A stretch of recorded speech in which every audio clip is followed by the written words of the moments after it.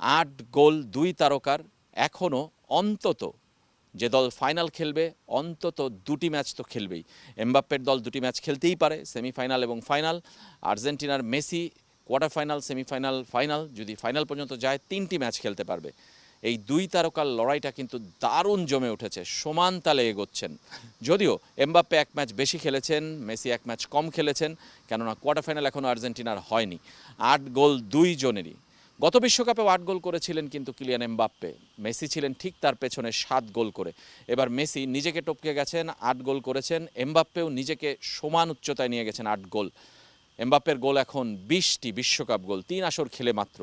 প্রথম আসরে 4টি করেছিলেন 2018 রাশিয়া আসরে, 2022 কাতার আসরে করেছিলেন 8টি, আর এবার এই যুক্তরাষ্ট্র, কানাডা, মেক্সিকো, মধ্য আমেরিকার আসরে আরও 8টি গোল করেছেন।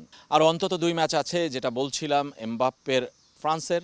সুতরাং তিনি যেমন নিজেকে টপকে যেতে পারেন, ওয়ার্ল্ড কাপের সর্বাধিক গোলদাতা অল টাইম হয়ে যেতে পারেন, যেটা লিওনেল মেসির এই মুহূর্তে আছে 21 গোল নিয়ে, তার 20 গোল, 1 গোল কম।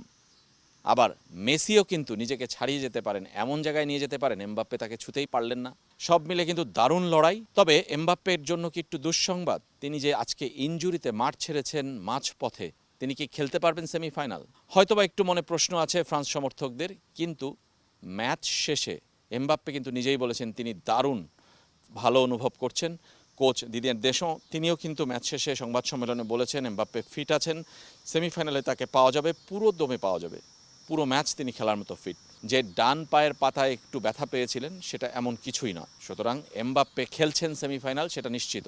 আরেকটা জায়গায় কিন্তু দারুণ লড়াই হচ্ছে তাদের মধ্যে, গোল্ডেন বুটের মতো গোল্ডেন বলেও কিন্তু, অর্থাৎ সেরা ফুটবলার কে হবে এই বিশ্বকাপের, সেটাতেও কিন্তু মেসি এবং এমবাপ্পের লড়াই। সেখানে এমবাপ্পে এগিয়ে আছেন। এবার প্রথমবারের মতো ফিফা পাওয়ার র্যাঙ্কিং প্রথা চালু করেছে, যেখানে আসলে প্রত্যেক ম্যাচে ফুটবলারদের পারফরমেন্সকে আসলে পয়েন্টের ভিত্তিতে অ্যানালাইসিস করা হয়। অ্যাটাকিং হাফে এই 2 ফুটবলার কিন্তু আসলে হাড্ডাহাড্ডি লড়াই চলছে।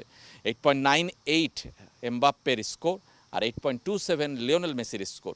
যদিও মেসি 1 ম্যাচ কম খেলেছেন, সুতরাং তার এই স্কোর বাড়ানোর সুযোগ আছে, এমবাপ্পেকে ছুঁয়ে ফেলা কিংবা টপকে যাবার সুযোগ আছে। কিন্তু এমবাপ্পে কিন্তু এগিয়ে আছেন এখন পর্যন্ত। এই 2 তারকার লড়াইটা এবারের বিশ্বকাপে দলগুলোর বাইরে ব্যক্তিগত পর্যায়ে ফুটবলারদের লড়াইয়ের মধ্যে কিন্তু জমজমান। 1 ম্যাচে মেসি রেকর্ড করেন তো পরের ম্যাচে এমবাপ্পে ভাঙেন, 1 ম্যাচে এমবাপ্পে কোনো রেকর্ড করেন তো পরের ম্যাচে মেসির সেটা ভাঙার চেষ্টা থাকে। সব মিলে এমবাপ্পে এবং মেসি 2 প্রজন্মের 2 তারকা, একজনের বয়স 39+, একজন মাত্র 27 বছর বয়স। এমবাপ্পের সামনে অফুরন্ত সময়, অনেক কিছু করার সুযোগ। তিনি কিন্তু এইসব রেকর্ডকে দুমড়ে মুচড়ে ফেলতে পারেন এই বিশ্বকাপে কিংবা পরের বিশ্বকাপে। আরও কয় বিশ্বকাপ খেলবেন এমবাপ্পে? মেসির তো এটাই শেষ।